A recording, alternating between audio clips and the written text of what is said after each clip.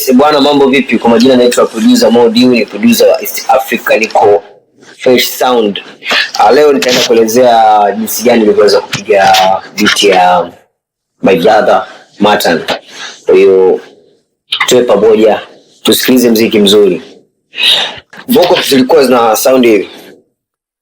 Kama uzuri ni urithi, basi wewe ni hazina yako zote, na kama uzuri ni bahati, basi Mungu kakupendelea. So mimi nikaanza na kupiga kodi, nikapiga kodi sababu idea ilikuwa ni kupiga kodi zile za Kiafrika. Kwa hiyo nikajaribu kutafuta kodi ambayo ina soundi kama Nigeria au kama Kiafrika, kodi ile soundi.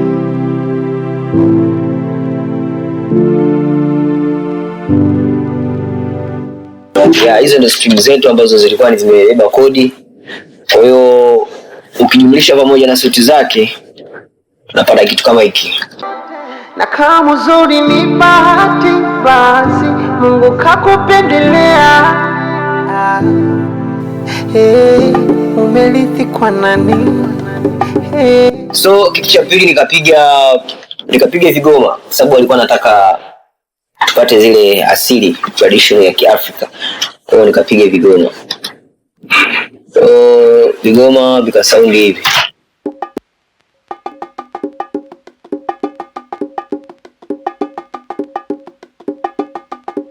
So nikatia na sauti fulani za Kiafrika ambazo zilisound hivi.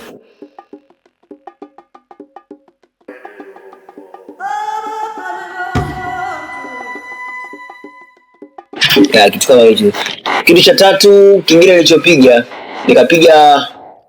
nikapiga drums mwendo wa beat ambayo ina sound hivi.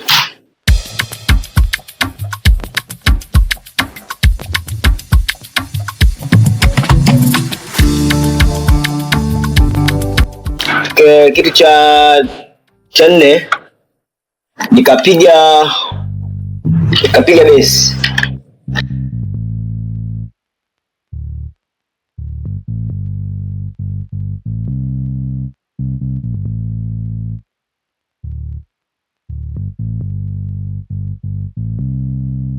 Kwa bass pamoja na kodi zetu zita soundi.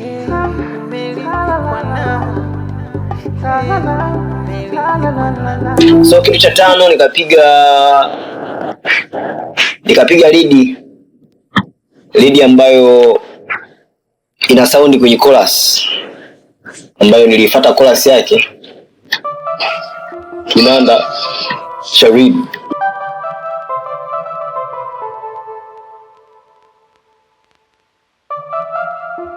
Nimetumia Morphine ambayo ni kinanda cha ndani kwenye fuero ya saundi.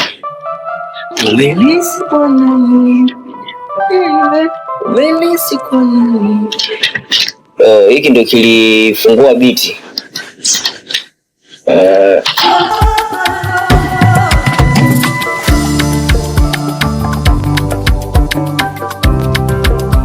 Kwa sababu ilikuwa ni beat ya Alpha Spela vitu vingi. Beat fulani ambayo inahitaji msanii asikike sana. Kwa hiyo nikapiga tu vitu vichache, vingine nikapiga piano kwenye kujazia tu kwenye kodi. Kuna piano moja nilipiga kwenye Purity. Hii nilitumia Purity simple tu piano. Sitaka vitu vingi. Yes, simple tu. Hakikisha umesubscribe katika channel yangu ya Moju Beats kupata beat mbalimbali pamoja na video mbalimbali. Asante.